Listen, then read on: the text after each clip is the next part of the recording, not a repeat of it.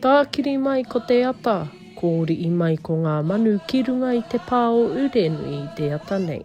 E hoki ana aku maara ki te aro atuatai.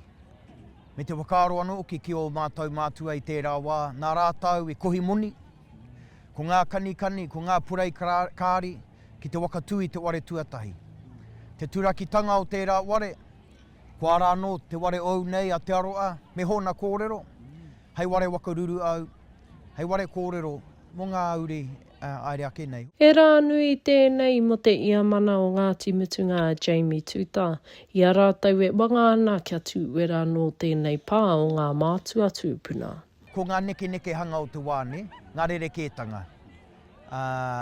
Ia mātou e hui ana, wānanga tahi nei te iwi ki te kimi i te uarai. Hei oranga mo te iwi, nā te mea, no te iwi tēnei ware, no te iwi tēnei kāinga, no reira me ua anō te iwi ki tōna kaupapa. No reira, i wānanga nei, he tohe anō. I etahi wā mo te āhua o te ware, mo ngā kōrero o te ware. Engari, kua kite au, anā, kua te iwi tēnei rā, te kite hanga mai, anā i te ware au nei. Kei te titi nei, te ware e ōna raukura. He tohu ki te ao, koe no he tohu ki ngā uri wakatupu o Ngāti Mutunga. Probably the biggest thing is patience. And to be tau, manaki the people, and yeah, just I guess we learnt lots of things.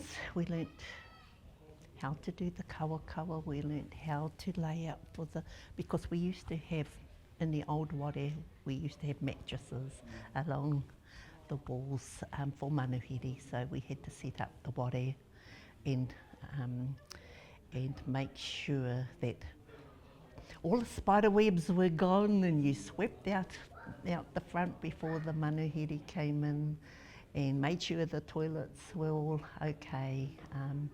And yeah, you just did what you would do if you had manuhiri coming to your home. Ko uri moana āmi tētei o ngā kuia o Ngāti Mutunga, e mō i o pai ana ki ngā mai o te iwi, ki te mana ki ngā manuiri, ki runga i te pā nei, mai te ware kai o muri, ki ngā ware nui o mua. And I was told, and you don't go back to the kitchen. My cousin, Teresa Wallace, and I were both brought up here at the same time by our kuia, and yes, and their words were, we want you to come up top, and once you come up here, you don't go back to the kitchen.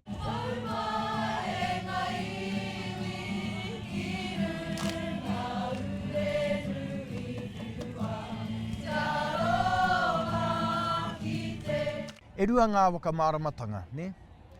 Hoi anō, hētahi e ki ana ko te aroha o Māui Pōmare ki tāna iwi ki a Ngāti Mutunga. Hētahi anō ko te aroha tonu. Ko tēnā tāonga, te aroha e tui nei, e tūhono nei i a tātou te tangata, ki a tātou anō. Hoi anō, ki te wenua, ki te rangi, ki ngā uatanga o te taiao. The house, I think, is the future. For our mokopuna. I feel, you know, for some of us, the old memories, it's sad for us because we have all those memories. We have memories of those who were lying here. Kia rongo rātau I te wairu aura, I te mauri ora o tēnei ware, hōna kōrero, hōna tohu kia rātau, kia tū rangatira rātau I te ao nei, ne? Taku kōrero I roto I te ware, kia uru atu ngā uri ki roto I te ware, te putunga mai, kia puta anō rātau ki te whai au ki te ao mārama.